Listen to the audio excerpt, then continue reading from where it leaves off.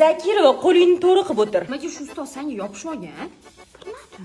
Sani kelin qilmoqchi bo'lgan o'qituvching. Mana shu qizga seni uylantirmoqchiman. Qo'ying, oyi, o'zi tanimagan qizingizga meni uylantirmoqchimisiz? O'quvchim 2 yildan keyin maktab bitiradi, zato o'zim kontrolga olganman, yo'q qo'ymaysan. Hamma o'g'il bola, qiz bola o'tirasan, sen bu bilan o'tirasan, sen Ravshan bilan o'tirasan, Zakirova sen o'zing o'tirasan. Zakirova nima qilib ketdi? Norin. Ha, yaxshi tikishlar ham yaxshilab o'rgatgan o'qituvchisi. Zakirovaga 3 qo'yib yuborasiz, ustozi. To'rga tortadi-ku.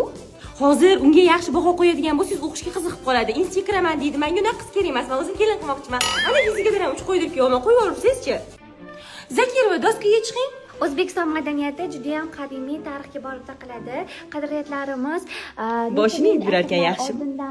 Bu meni o'g'lim Iskender Buildings'da yangi mezbon loyihasidan uyagan. Aytmoqchi bo'lganim, kimni kelin qilsam alohida chiqara olaman deydi Zakirova. Zakirova, sen qolasan. Voy, ustozim ayb ish qildimi? Hamma bola ketvasin, keyin keturasan. O'g'lim rashk qiladi.